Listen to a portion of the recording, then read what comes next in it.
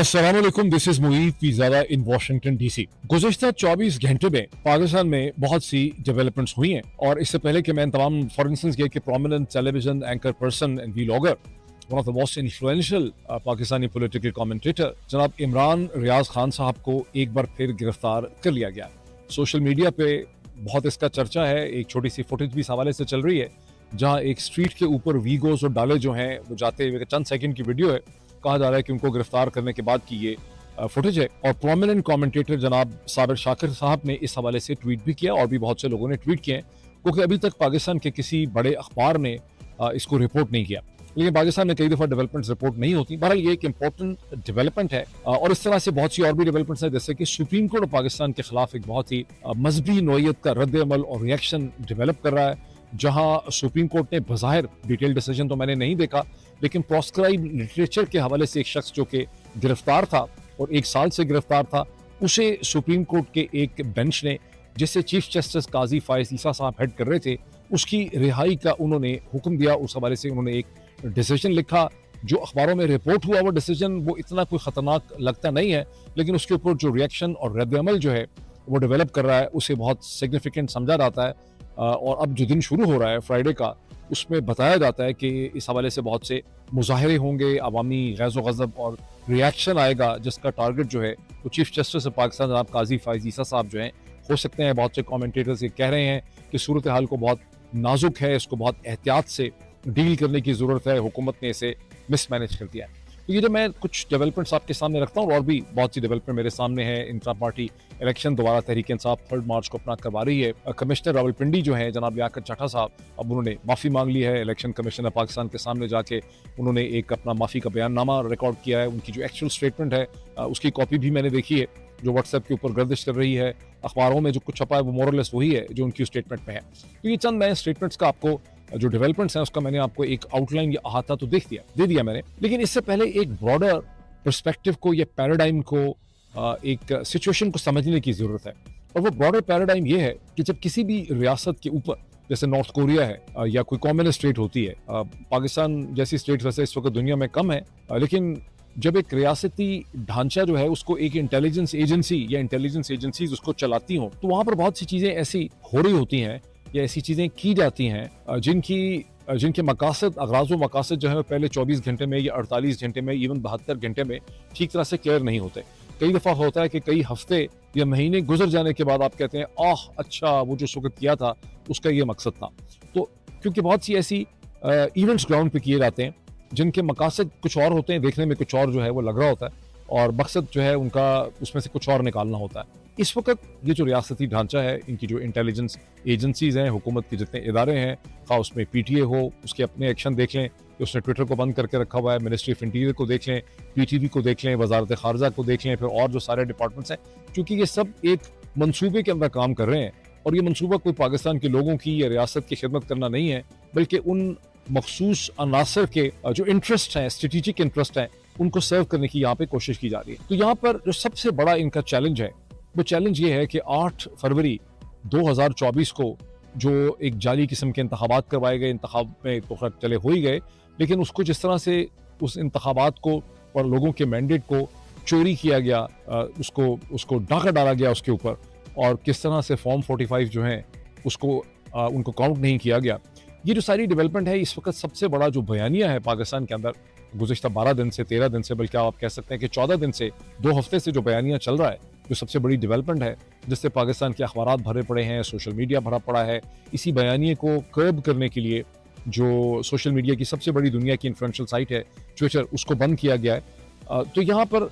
और दुनिया भर में भी यही सारा का सारा जो है एक नैरेटिव है पाकिस्तान के हवाले से कि पाकिस्तान में इलेक्शन को चोरी कर लिया गया है और इस सूरत हाल को ठीक करने की ज़रूरत है। तो सबसे बड़ा जो इनका चैलेंज है पाकिस्तान के रियासती इदारों का, वो ये है कि इस बयानिए को और नैरेटिव को डिस्प्लेस किया जाए, इसे कंट्रोल किया जाए,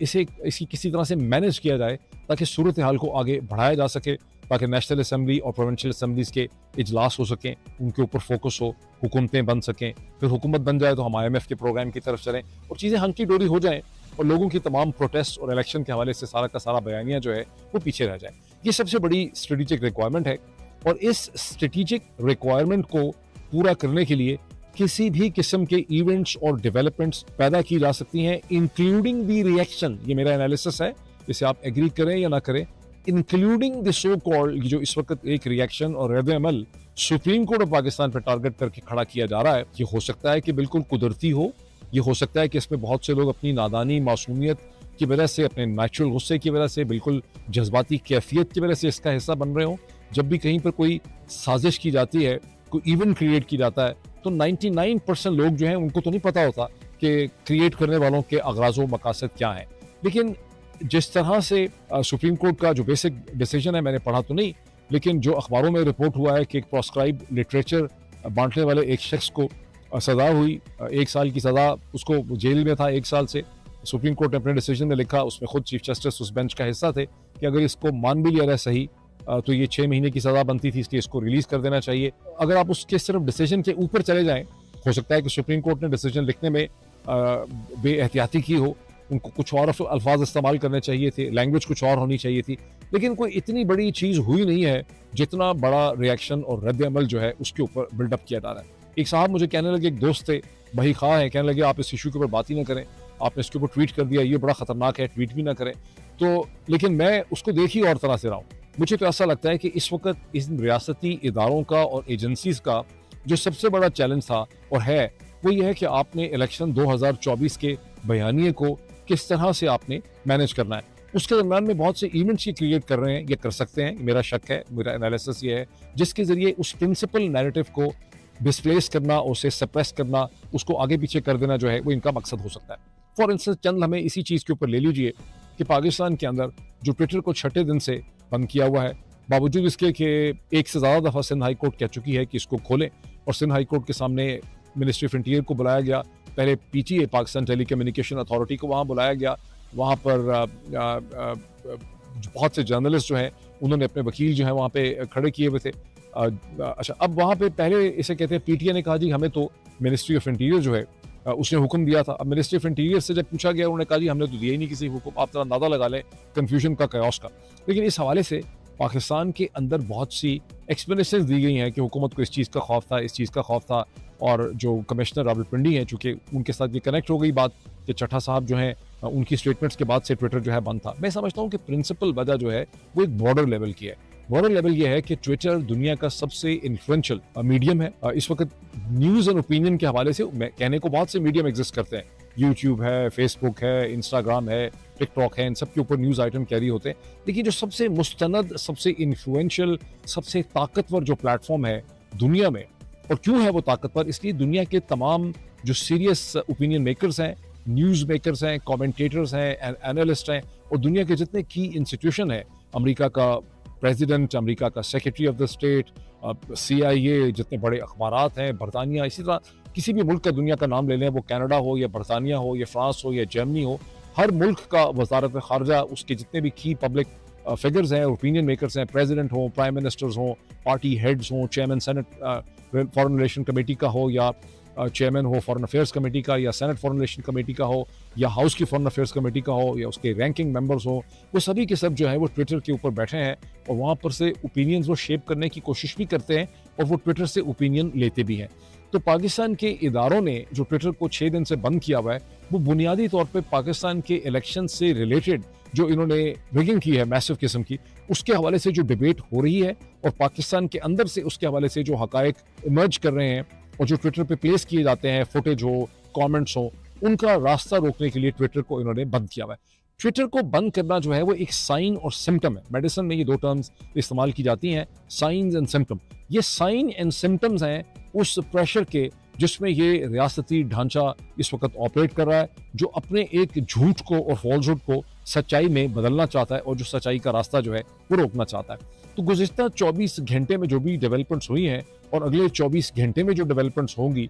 या उसके आने वाले 48 घंटों में डेवलपमेंट्स होंगी, उन तमाम डेवलपमेंट्स को समझने के लिए ये जो लेंस मैं आपके सामने रख रहा हूँ, वो आपको, अगर अपने सामने आप इस लेंस को रखेंगे, तो आप हर डेवलपमेंट को इस माइक्रोस्कोप के जरिए जब देखेंगे तो आप उसको बेहतर समझ सकेंगे। वो पॉइंट क्या है? वो पॉइंट ये है कि इनकी तमाम तर जो मजबूरी है वो ये कि इलेक्शन के बयानिए को, जो टॉक्सिक बयानिया है रिगिंग का, उस टॉक्सिक बयानिए को किसी तरह से कंट्रोल किया जाए, डिस्प्लेस किया जाए, सप्रेस किया जाए, लोग भूल जाएं, दुनिया भूल जाए। और उसका सबसे इन्होंने तरीका मुझे लग रहा है कि ये निकाला है कि ऐसे नए इवेंट्स पैदा कर दो जिन नए इवेंट्स के अंदर अपना एक इमोशन हो, उनके अंदर अपना एक गैज़ो गज़ब हो, अपना एक हिजान हो, उनके ऊपर लोग रिएक्ट करें और यूं जो प्रिंसिपल नैरेटिव है इलेक्शन रिलेटेड वो दफन होता चला जाए, डिस्प्लेस होता चला जाए और नई डेवलपमेंट्स के ऊपर जो है लोग रद्द-अमल करने लग जाएं, उसके ऊपर लोग ट्वीट करें, उसके ऊपर लोग अपने ब्लॉग्स करें, लोग उसके ऊपर लिखें, कोई जलसा जुलूस निकले। और इसी पैराहे में और कॉन्टेक्स्ट में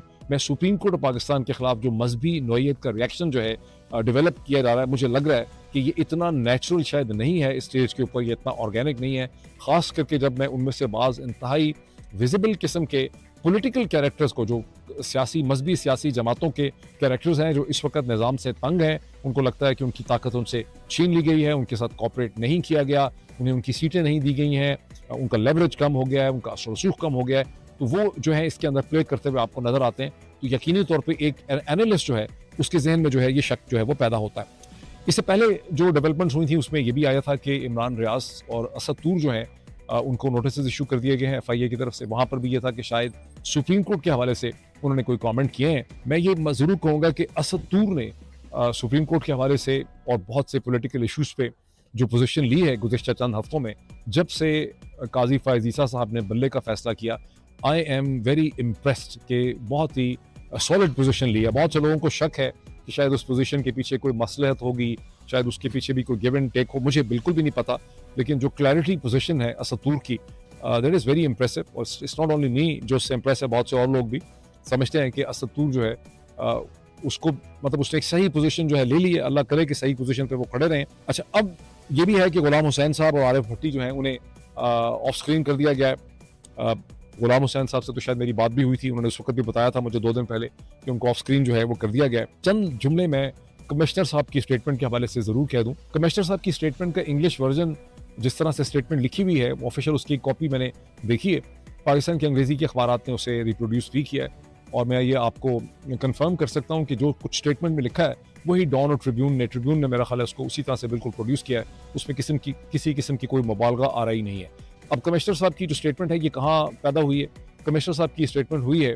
इलेक्शन कमीशन के उस इंक्वायरी कमेटी के सामने जो इलेक्शन कमीशन ने कमिश्नर साहब ही की प्रेस टॉक के बाद कायम किया था फैक्ट्स को वेरीफाई करने के लिए। ये एक टोपी ड्रामा था। फैक्ट्स तो जो कमिश्नर साहब ने बोले वो बिल्कुल ठीक थे। कमिश्नर साहब वो फैक्ट्स ना भी बोलते तो सारे दुनिया जहान को पता ही था कि फॉर्म 45 तो सारे लोगों के हाथ में है और पिंडी की जो 13 सीटें हैं वहाँ पर 30,000 से लेकर 70,000 की लीड वाले लोग जो हैं उनको हरा दिया गया है और जो लोग हारे हुए हैं जिनके पास बहुत थोड़े वोट हैं उन सबको वहाँ पे जिता दिया गया है। पिंडी से और PMLN के लोगों को जिता दिया गया। जब कमिश्नर साहब ने ये स्टेटमेंट दी, अपनी प्रेस टॉक उन्होंने की, प्रेस इंटरेक्शन किया, तो उसके बाद से बहुत सी स्पेकुलेशन हुई कि कमिश्नर साहब का क्या वाकई ज़मीर जाग गया है जिस तरह से वो क्लेम करते हैं। ये हमजा शहबाज के कहने पे उन्होंने किया है, ये जनरल फैज़ के कहने पे उन्होंने किया है, या ये कि ये इस्टेब्लिशमेंट ही की कोई खेल है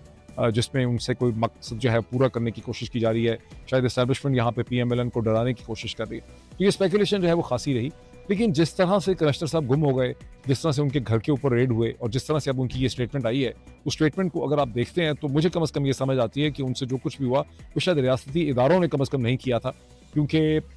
जो स्टेटमेंट आई है उस स्टेटमेंट से कोई PTI को नुकसान इसलिए नहीं होता कि इस किस्म की तो बेतहाशा इल्ज़ामात और केसेस जो हैं PTI के ऊपर 100 से ज़्यादा पहले ही इमरान खान के ऊपर 150 केसेस हैं, PTI के ऊपर भी सैकड़ों किस्म के केसेस हैं। तो PTI के ऊपर तो कोई उसकी सेहत पे कोई बहुत ज़्यादा फ़र्क नहीं पड़ता। अलबत्ता ये ज़रूर है कि कमिश्नर साहब ने अपनी जो स्टेटमेंट थी उसी की स्टेटमेंट को नेगेट या नलीफाई जो है यहाँ पे किया गया और जो कोई भी असर था कमिश्नर साहब पे, खा उनका अपना ज़मीर जाग गया था या ये है कि उनके ऊपर वाकई किसी दोस्त अहबाब का प्रेशर था या किसी ने उनको मजबूर किया, वही चीज़ यहाँ पर ज़्यादा रेलेवेंट लग रही है rather than any other thing. लेकिन अब इसमें जिस तरह से कमिश्नर साहब की स्टेटमेंट आई है इसके बाद इसके ऊपर मजीद मेरा ख्याल है कोई कमेंट किसी भी अजीज शख्स को मजीद इस पर कमेंट करने की ज़रूरत जो है वो नहीं रहती। एक डेवलपमेंट वो है जहाँ आप देखते हैं कि तहरीक इंसाफ ने ये कहा कि वो अब अपनी नए सिरे से अपना एक इंट्रा पार्टी इलेक्शन जो है वो करेंगे और 3 मार्च को वो इलेक्शन जो है होगा। उस हवाले से बैरिस्टर अली जफर को अब चेयरमैन के तौर पे नॉमिनेट किया गया। अब बैरिस्टर गौहर अली खान को चेयरमैन के, तो ये एक इंपॉर्टेंट डेवलपमेंट है जिसके बारे में बैरिस्टर गौहर अली खान जो है उन्होंने एक क्लैरिफिकेशन दी है कि ये फैसले जो हैं ये इमरान खान साहब ने किए हैं और उसमें सेक्रेटरी जनरल जो है उमर अयूब हैं। ये जहन में रही है कि उमर अयूब जो है उन्हें पाकिस्तान तहरीक इंसाफ ने एज प्राइम मिनिस्टरियल कैंडिडेट भी नॉमिनेट कर रखा है नेशनल असम्बली के अंदर। अब इसमें जो सितम ज़रीफ़ी है कि पाकिस्तान तहरीक इंसाफ को में जैसा इलेक्शन करवाए थे पहले, कोई ज़ाहिर है परफेक्ट नहीं थे उनके इलेक्शन इंफ्रा पार्टी के, लेकिन किसी भी सियासी जमात के इलेक्शन, इंफ्रा पार्टी इलेक्शन जो है वो परफेक्ट नहीं थे। सारों के इसी किस्म के बदहवासी के आधे पचद्दे किस्म के इलेक्शन थे। जैसा कि पीर ऑफ पगाड़ा जो हैं, उन्होंने जब जामशोरों में M9 के ऊपर हैदराबाद के करीब उन्होंने अपनी एक तकरीर की, एक पब्लिक रैली उन्होंने की, तो उन्होंने बड़ा क्लियरली कहा कि जिस तरह के इलेक्शन तहरीक इंसाफ ने कराए थे, हम सब ने, बाकी सारी जमातों ने भी ऐसे ही इलेक्शन करवाएं। और तहरीक इंसाफ के इलेक्शन को खास इलेक्शन कमीशन ने अगर एक अंडर स्क्रूटनी रखा तो उसका मकसद हरगिज़ इलेक्शन से रिलेटेड नहीं था। उसका ताल्लुक तो ये था कि 8 फरवरी के जो आम इंतखाबात थे वहाँ तहरीक इंसाफ को बल्ले के निशान से महरूम करना था, चूँकि पाकिस्तान की इस्टेबलिशमेंट की तमाम हिकमत अमली ये थी कि लोग कन्फ्यूज़ हो जाएँ, डीमोरलाइज हो जाएँ, अपने कैंडिडेट्स को आइडेंटिफाई ना कर सकें, और फिर जमात जब असम्बली में आ भी जाए, जितने भी उसके लोग जीतेंगे वो इंडिपेंडेंट होंगे, उनके ऊपर प्रेशराइज करेंगे। उसमें बहुत ज़्यादा कामयाबी उनको वैसे हासिल नहीं हुई, सब्सिक्वेंटली उनकी बहुत बड़ी नाकामी है, लेकिन खैर उनका ये था कि जोक दर जोक उनको PMLN में, इस्तेहकाम पाकिस्तान पार्टी में या PPP में डाल दिया जाएगा। और आपको याद होगा कि बिलावल जरदारी और पाकिस्तान पीपल्स पार्टी के जो बहुत से लीडरान हैं वो तो मसलसल ये कहते रहे थे कि इंडिपेंडेंट्स जो है हमारे पास आ जाएंगे, वो उस तरह से हो नहीं सका जिस तरह से ख्याल था। लेकिन तो मतलब मेरा कहने का ये है कि इलेक्शन कमीशन ऑफ पाकिस्तान ने जो पाकिस्तान तहरीक इंसाफ के इलेक्शंस को कलअदम करार दिया था, गलत करार दिया था, उसकी कोई बहुत ज़्यादा सब्सटेंटिव हकीकत नहीं थी। वो एक पॉलिटिकल प्लॉय था, वो एक सियासी ट्रिक थी जो तहरीक इंसाफ के खिलाफ खेली गई, और उसके पीछे ज़ाहिर एक मंसूबा था जिसके बारे में बाज़ लोग अब ये क्लेम करते हैं कि 6 महीने पहले ये मंसूबा जो है वो बन चुका था। अब सितम ज़रीफ़ी क्या है? सितम ज़रीफ़ी ये है कि एक फ्लॉड एडमिनिस्ट्रेटिव या लीगल ऑर्डर के अंदर एक एंटिटी को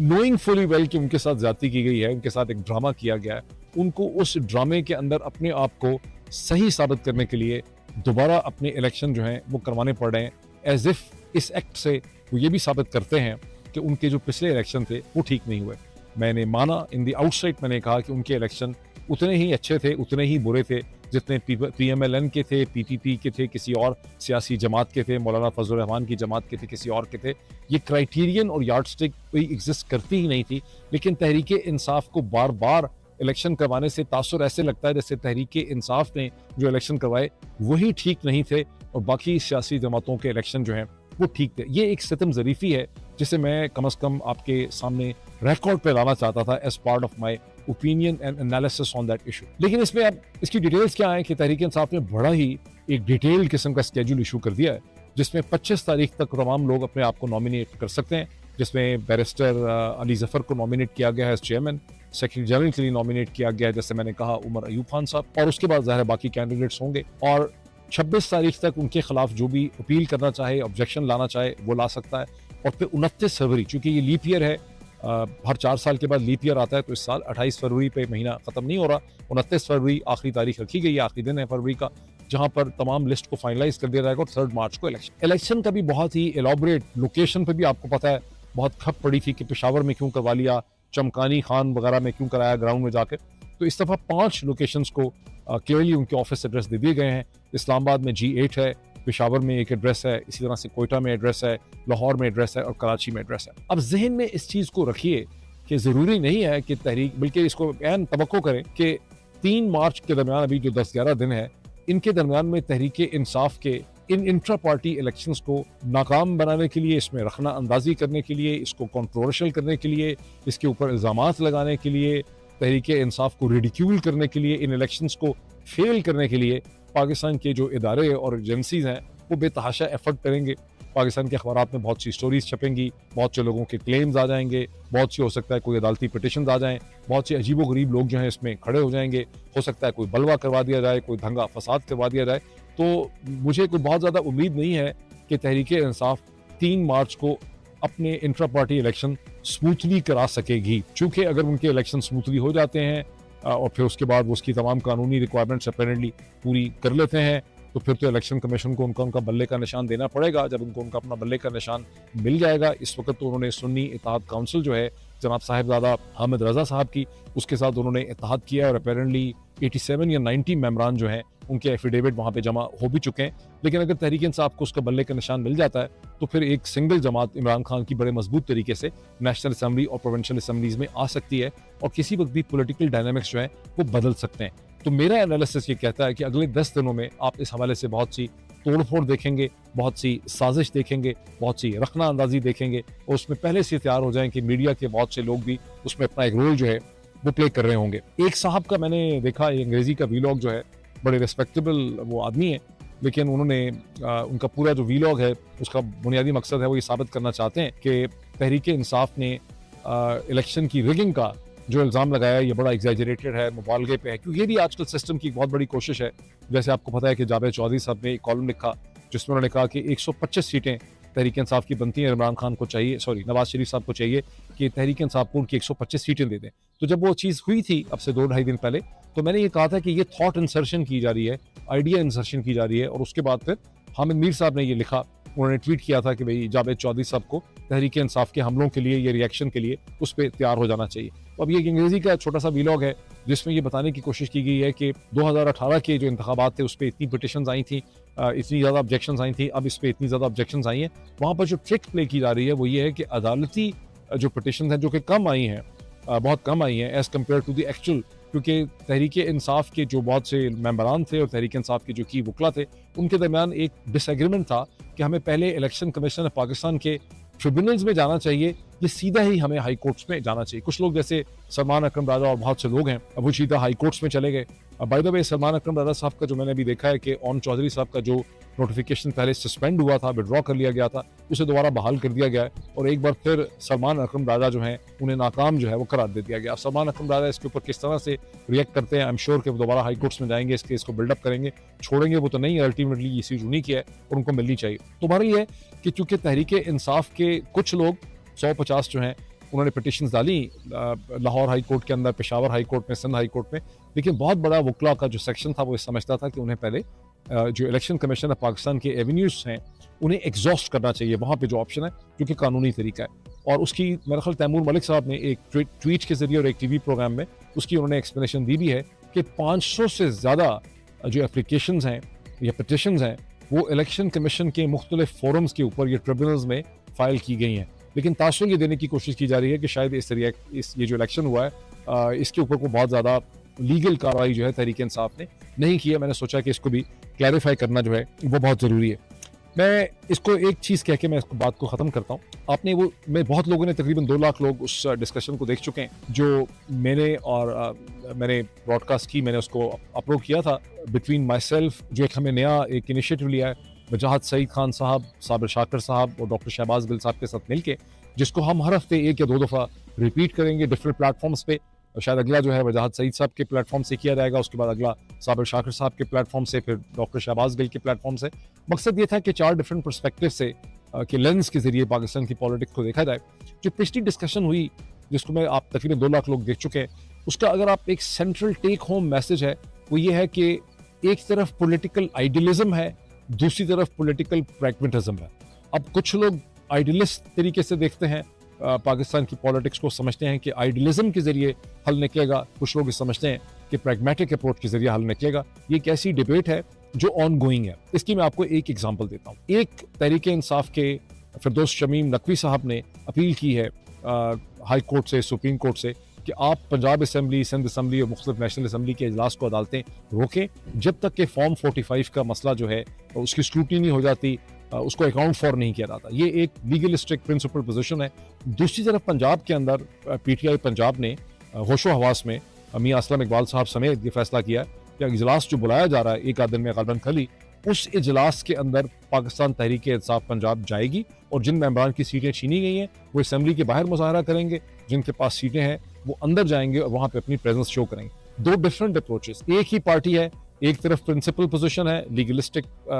कॉन्स्टिट्यूशनल पोजीशन है, दूसरी तरफ एक प्रैग्मेटिक पोजीशन है। तो ये प्रैग्मेटिज्म में और आइडियलिज्म के अंदर, प्रिंसिपल में और प्रैग्मेटिज्म के अंदर जो है ये आपको क्लैश हमेशा मिलता रहेगा और हम इस डिस्कशन को भी जारी रखेंगे। अभी इतना ही, फिर मुलाकात होती है। Thank you.